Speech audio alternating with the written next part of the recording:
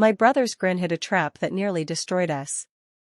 The highway hummed under our tires, an endless stretch of asphalt leading to a family barbecue in Quebec.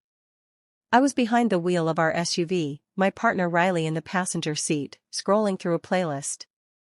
Our 3 kids, Zoe, 5, Ethan, 9, and Ava, 12, sprawled in the back, lost in a tablet game, their headphones a tangle of wires. It was a 6-hour haul from Vermont, packed with granola bars, iced tea, and the promise of my uncle's overcooked burgers. Routine, almost forgettable. That's what I wanted. Then Riley's hand froze on the phone. "Exit here," they said, voice low, urgent. "Right now." I glanced over, half smirking. "What, you forget your charger?" Their eyes locked on mine, unblinking. "Nate, just do it." Riley's not one for theatrics. They're the one who fixes leaks, soothes tantrums, and laughs off my bad cooking. This wasn't them.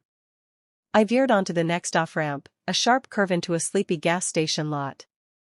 The second we stopped, Riley exhaled, like they'd dodged a bullet. "What's wrong?" I asked, my pulse ticking up. They shook their head.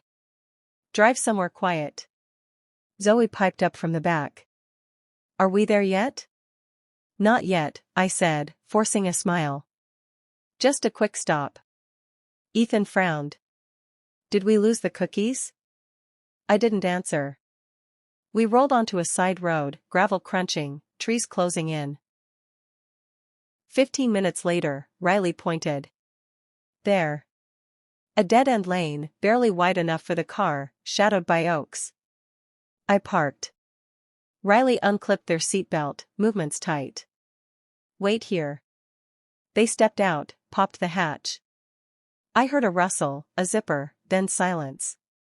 My heart was doing something wrong, too fast, too loud. Riley leaned into my window. "Nate, come look." Their voice was steady but heavy, like they were carrying bad news. I climbed out, legs unsteady, and followed. They opened the hatch, lifted a blanket from a green backpack. Inside, nestled in a shaving kit, were plastic-wrapped bricks. Not soap. Not protein powder. Something that screamed felony. My lungs locked. Not panic, something sharper, like reality cracking open. "They did this," I whispered.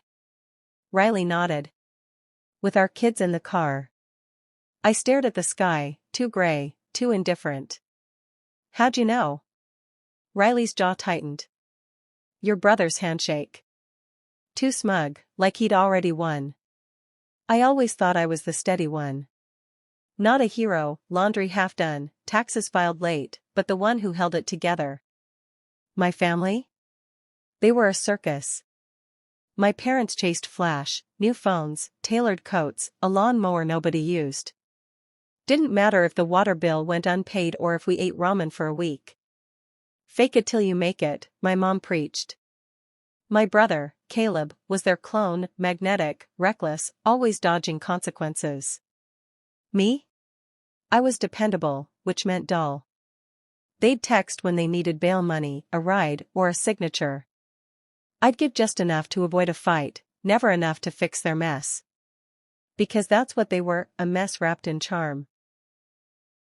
8 months ago, Caleb called about his son, my nephew.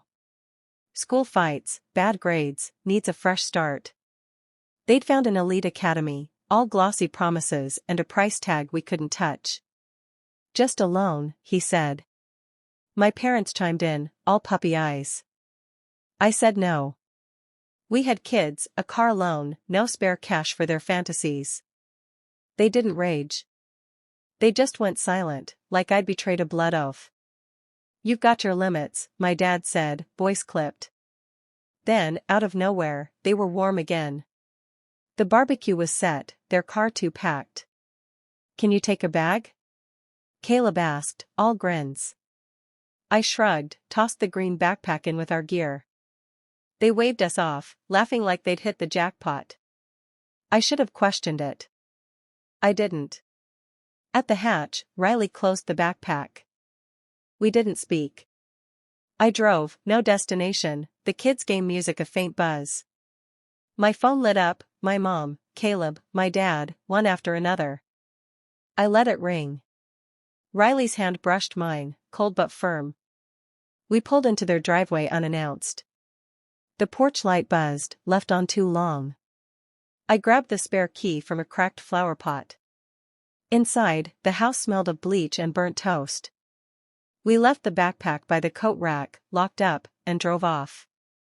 No words, no note. Just a line in the sand. That night, my mom called, voice syrup sweet. "Nate, where'd you go?" We were worried. Then, softer, "Where's the bag?" I paused. "It's at your place. If it's so precious, maybe you should have hauled it." Silence. She knew I knew. "We're through," I said. "Lose my number." I hung up, thinking it was over. It wasn't. Days later, they showed up at our doorstep, no warning. My mom's smile was plastic, my dad's hands twitched. "Let's talk," he said. I stepped outside, door shut. "You used us," I said. "You put that in our car, with our kids." My mom blinked fast. "It was just a favor. One-time thing to clear some debts." My dad nodded. "You wouldn't pitch in, Nate."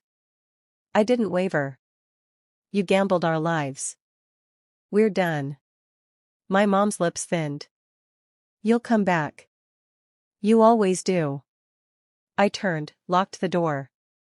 Then they went nuclear. I arrived at the kids' school for pickup. Empty classroom. "Your parents got them," the teacher said, all smiles. "Said you approved."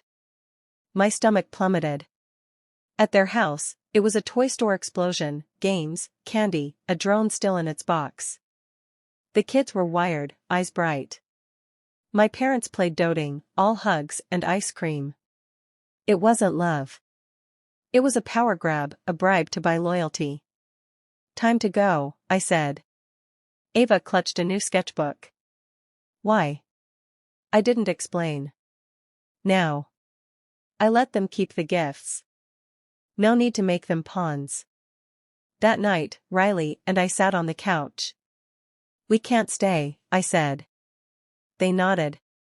My job had a branch in Colorado. We'd floated moving before, but I'd hesitated. Not anymore. "Let's do it," I said. We packed, left, erased our trail. New town, new schools, new air. Riley's sister, kind and no nonsense, lived an hour away, ready to babysit, not manipulate. A year later, a text from Caleb. "Mom and Dad got busted. They'd tried smuggling again, no scapegoats this time. Caught at the border, 2 years each after a plea. They need you," he wrote. I replied, "I showed up once." "Not again." I blocked him. Was I too harsh? Maybe. But watching Zoe chase Ethan through our new backyard, Ava sketching under a pine, I know we're free. We didn't just leave. We survived.